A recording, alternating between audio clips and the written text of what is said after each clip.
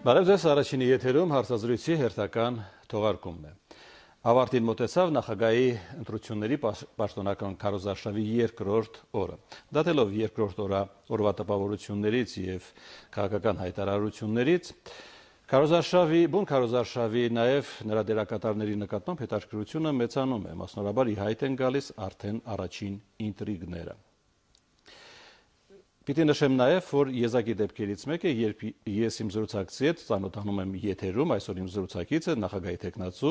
Վարդան Սեթրակյանն է։ Բարև ձեզ։ Բարև ձեզ։ Ձեզ նաև ասում են էպոսագետ։ Ես օգտագործեմ այդ տերմինը, ասեմ։ Ազատ եք ձեր ընտրության մեջ։ Այդ էպոսագետ էպիզոդը Դա ձեզ օգնում է թե խանգարում իսկապես։ Բացարձակապես ես այդ ուղղությամբ չեմ մտածել, ոչ էլ ես եմ այդ անունը դրել։ Առաջ անգամ 98 թվականին դուրս եկա հեռուստաեթեր, ներկայացրեցի էպոսի եւ ներկայ 98 թվականին հեռուստաընկերության համայր հաղորդաշարով 4 հաղորդում եղավ եւ այնտեղ այդ տողը վազող գրվեց էպոսագետ, հետո արդեն Մավիսակալյանը ոչ, ես բացարձակապես տեղյակ չեմ եղել, հետո Շանթ հեռուստաընկերությունում Ռոբերտ Մավիսակալյանը հրավեց, հետո ինքը գնաց Արմենիա, հոթլայն հաղորդում էր վարում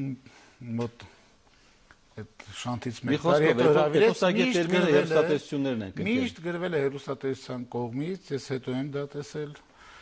եւ երբեք նման հարցի մեջ չի առաջացել։ Ես կրթությամբ ճարտարապետ շինարար եմ, երբեք չեմ ամաչել իմ կրթության համար, մասնագիտության համար,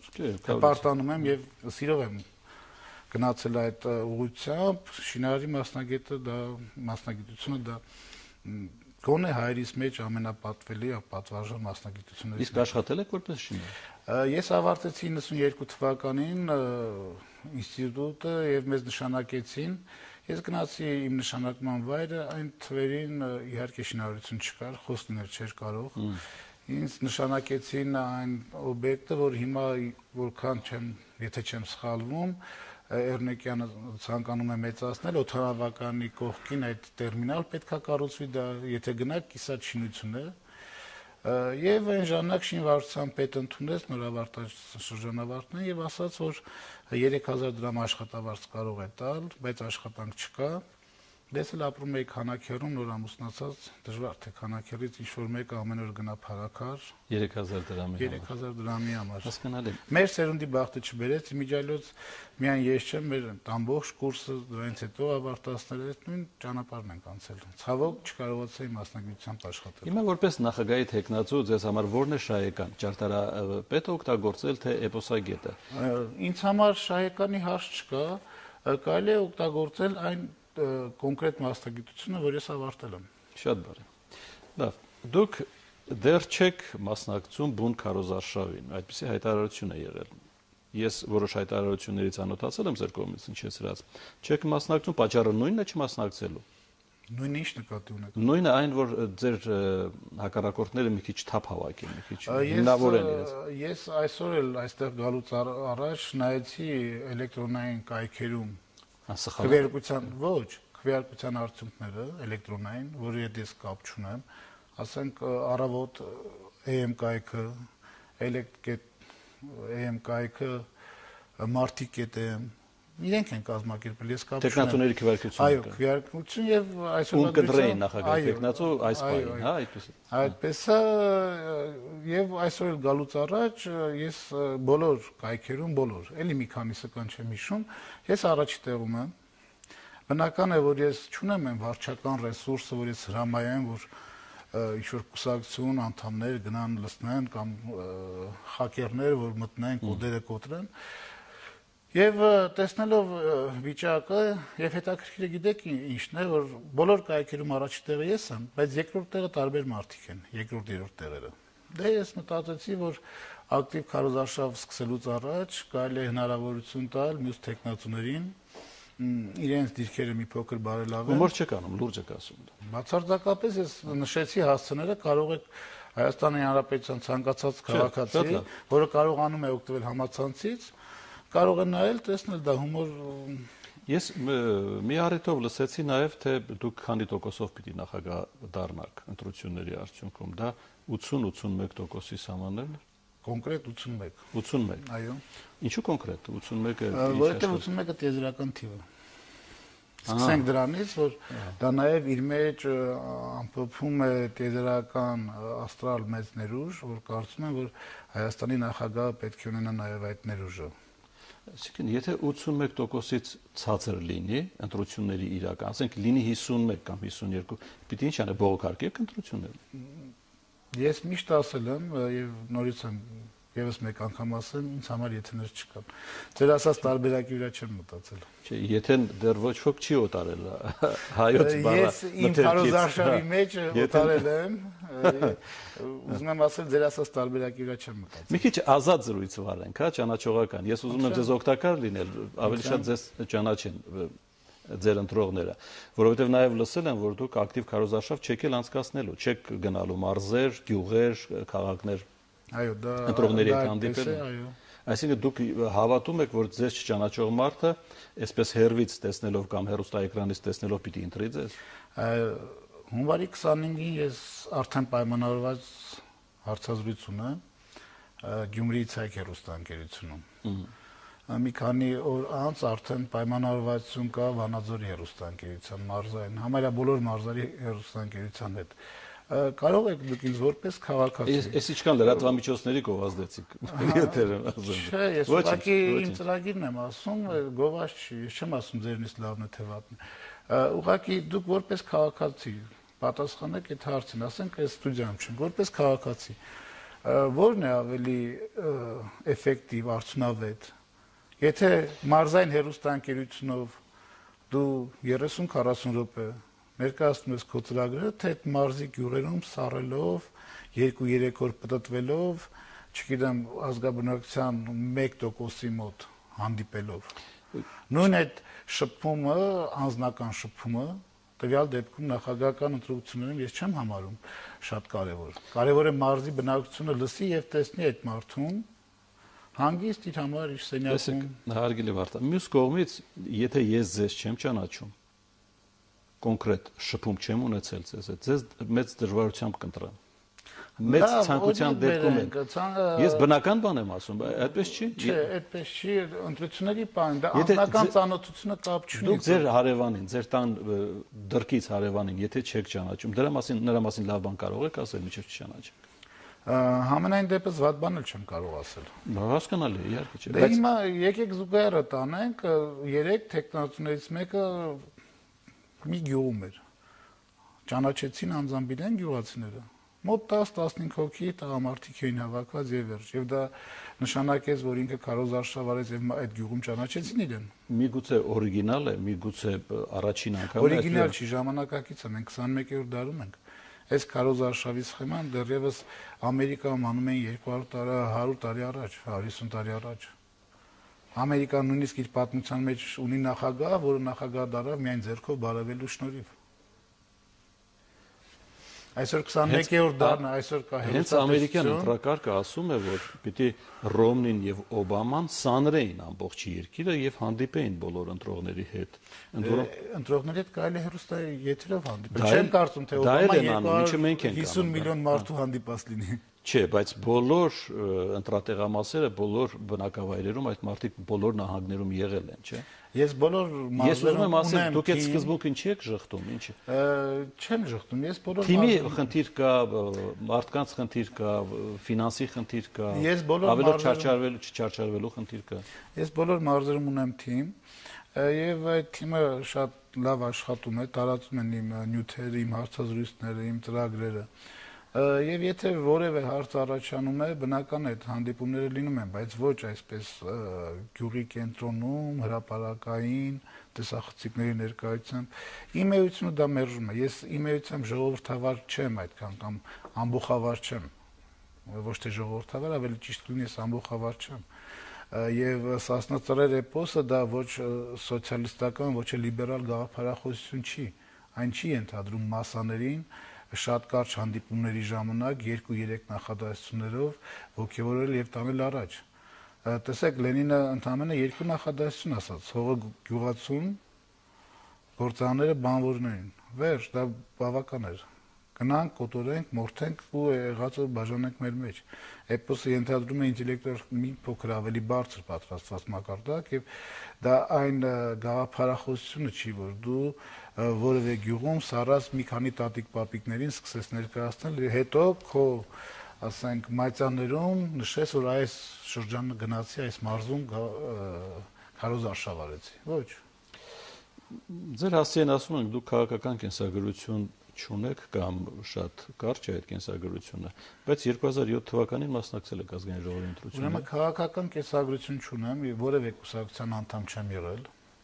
2007 թվականին առաջադրել եմ իմ թեկնածությունը մեծամասնական ընտրակարգով։ Դա դուք որպես առավելություն եք ներկայացնում։ Իհարկե, դա մեծ առավելություն է։ Քաղաքական կենսագրություն չունեմ։ Դա առաջի առավելությունն է, երկրորդ առավելությունն է։ Ես գիտեի, որ օրիգինալ անձնավորություն է։ Երկրորդ առավելությունն այն է, որ պետական պաշտոններ նույնպես չեմ զբաղեցրել երբեք։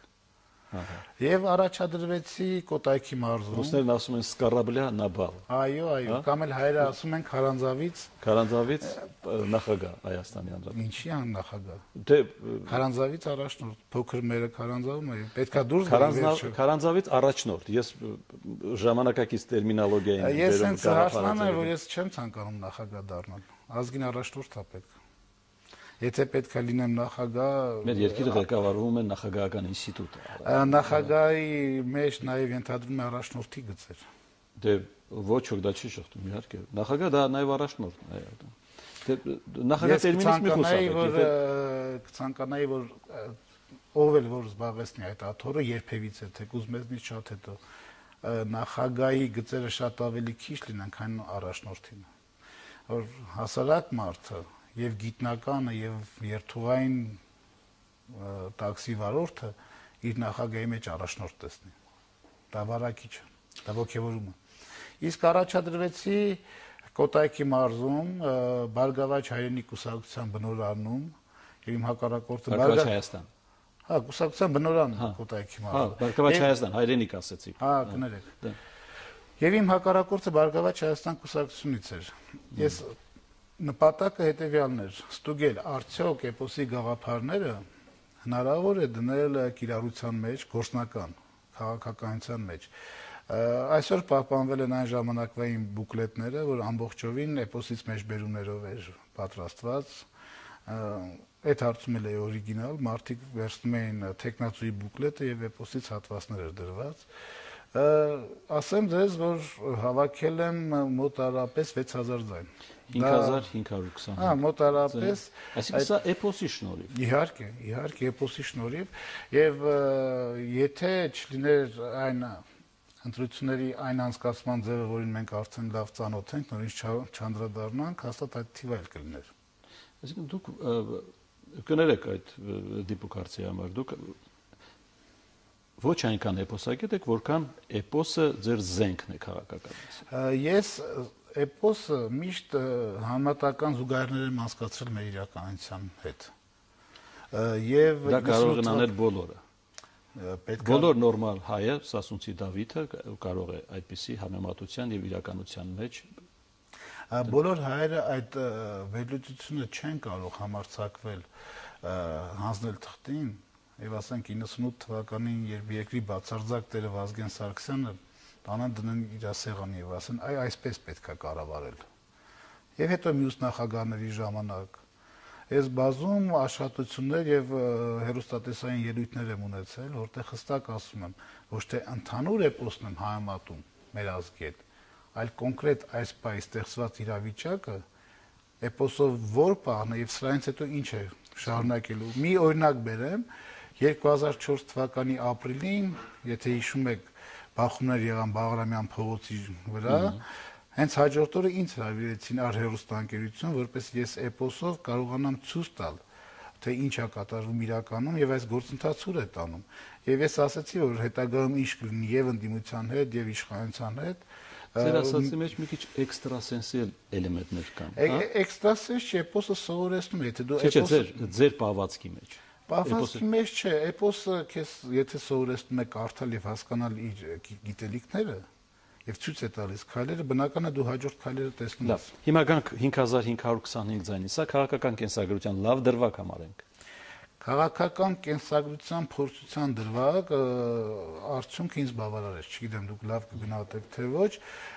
բայց ես ոչ բողոքարկեցի, ոչ մի բան, նույն խախտումներն ինչին սովոր էինք, դա ինձ հետաքրքիր չէր։ Ես ինչ-որ քաղաքական ուժ չէի ներկայացնում, որ կամ չէի հավակնում մանդատի պատգամավորական։ Ինձ կոնկրետ պետք էր թե ինչպես է դա աշխատում մարդկանց ենթագիտակցության վրա։ Պարզվեց, որ նույնիսկ այդպիսի պայմաններում արդյունքները ավելի քան գոհացուցիչ են եւ ես ասեմ վաղուց եմ պատրաստվել նախագահական ընտրություններին, դեռ շատ վաղուց։ Եվ դա Ինչքան վաղուց, ինչ։ Ну, ասեմ որ 88 թվականին երբ ուսանող էի, սկսվեց շարժումը, մենք ուսանողներով, եթե հիշում եք, այն ժամանակ խմբեր կային ուսանողների, որոնք աջակցում էին Ղարաբաղ կոմիտեին եւ այլն։ Այն ժամանակ ես իմ դասընկերներին ասել եմ, որ այս ամեն ինչ ավարտվելու է խորհրդային միության փլուզումով։ Արցախի հարցը վերածվելու է մեծ պատերազմի, գլոբալ, շատ մեծ, ավելի 88 թվականին դեռ այդպես տեսնում եք, որ կանխագուշակող կարողություններ էլ ունեք։ Միգուցե չեմ, ես այդ մասին չեմ մտածել։ Եթե կա, դա ինձ չի խանգարում եւ ասել եմ, որ Հայաստանը դառնալու է անկախ պետություն եւ ես լինելու եմ 4-րդ նախագահը։ Ընդ որում ես թիվնել եմ նշել։ 2010 եթե լրիվ ճիշտ լինի, նախագահ բառը չեմ ասել, որովհետեւ 88 թվականին նախագահ ենթադրում էր կոլխոզի նախագահ։ Մենք այդ ժամանակ ապրել ենք, գիտենք, այն ժամանակ գործածում էր պրեզիդենտ բառը։ Չէին ասում Ամերիկայի նախագահ, որովհետեւ կծիծաղ էին բոլորը։ Կոլտեսյան նախագահ նկատի ունեինք։ Եվ ասեմ 2008 թվականին ես արդեն պատրաստ էի առաջադրելու իմ տեխնայությունը 2008 այո ձեր կողմից նշված ազգային ժողովի ընտրությունները տեղի ունեցան 2007-ին ես արդեն եւ հոգեբանորեն եւ այլ հարցերով արդեն պատրաստ էի բայց կար մի խանգարող հանգամանք ինձ անհրաժեշտ էր որպեսզի Հայաստանը ունենա իր երրորդ նախագահ Եթե ես առաջադրվեի եւ հաղթեի ես 4-րդը չէի լինի էլի վերևի ձայների իհարկե ես 4-րդը եթե մասնակցեի եւ հաղթեի ընդունենք այդ տարբերակը, ես 4-րդ նախագահ չէի դառնում։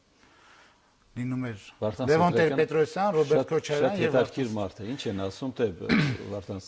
Սեդրակյանը լրջորեն չի առաջադրել իր տեխնոլոգիան։ Դե շատ են ասում այդ մասին։ Ես հիմա դրան էլ կգամ։ Իսկապես, մենք շիտակ զրույց ենք վարում եւ ես կուզենայի բոլոր փակագծերը բացել։ Ձեր հասցեին ասում են նաեւ թե դրածո է ինչ որ ուժերի, ասում են նաեւ որ նա լուրջ չի վերաբերում իր առաջադրմանը ընդհանրապես ուզում է հրապարակային հանրաճանաչ մարդ դառնալ, որի տրամաբանությունը որն է, որ 8 միլիոն այնքան էլ մեծ գումար չի իսկապես հրապարակային մարդ դառնալու համար։ Եվ դա ինչ է տալու Վարդան Սեդրակյանին։ Չեմ կարող ասել։ Դա Վարդան Սեդրակյանն է։ Եթե ես որևէ կուսակցության անդամ լինեի, դա կարելի էր ինչ-որ տեղավորել։ Կամ եթե ես դեպքում ունենայի պետական որևէ պաշտոն ստանալու, հավատացեք, այդ 88 թվականի շարժումից, երբ որ մենք ուսանողական խմբերն էինք, ես խորհրդային շրջանի խմբում էի, բոլորիս կողմից հայտնի Արտուր Բաղդասարյանը Շնգավիթի խմբում էր։ Թե ձեզ թվում է այդքան ուղեղ չունեինք ՀՇ-ի կուսակցության անդամ դառնալ, թե այդքան վաստակ չունեինք, կամ նույն Վազգեն Սարգսյանի իշխանության օրենք կարող էի միասնության դաշինքը, որ ստեղծվեց Վազգեն Սարգսյանը եւ Կարեն Դեմիրճյանը, այդ դաշինքի գաղափարախոսության բավականին լուրջ կետեր ես եմ մշակել եւ ներկայացրել Վազգեն Սարգսյանին։ Միթե իմ համար դժվար էր Վազգենի միջոցով որևէ պաշտոն ստանալը կամ падգամավոր դառնալը։ Հատկապես եթե առաջարկներ միշտ են եղել։ Այսինքն ձեր ասած ինչ կսուսանի, պիտի պահը հասունանալ, պիտի ժամանակը գա։ Չէ, ես ուզում եմ հասկանալ ինչ է ինձ տալու, եթե ես անլուրջ կամ նպատակը որն է, նույնիսկ դրածուներ ինչ-որ նպատակ ունեն, չէ՞ ինչ-որ բան պետք է ստանան։ Մարդիկ կան, ովքեր իրենց հրապարակային դառնալու համար, իրենց վարկանիշը բարձրացնելու համար փողեր են ծախսում։ Հիմա սա լավագույն առիթն է եւ գումարն էլ այնքան մեծ չի։ Դուք արդեն մի քանի ամիս ուշադրության կենտրոնում եք։ Ես ձեր հասցեին հնչեցրած կարծիքներից եմ ընդունում։ Չմտածեք, ես ինքս եմ այդպես մտածում։ Ես այս ընթացքում հասցրի դառնալ Ռուսաստանի հատուկ ծառայության բարձրաստիճան սպա։ Հետո, չգիտեմ ինչու կարգը գցեցին, դարա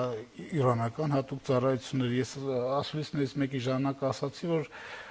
դեռ Քարոզ Արշավը չսկաց թե այս երկրներն են, Քարոզ Արշավի ընթացքում եւ Մոսադի կողմից ինչ-որ կոչում կստանամ եւ ամերիկյան, դա նորմալ է։ Ուղղակի ես դες մի բան ասեմ, նորից եմ կրկնում, մարտ 88 թվականից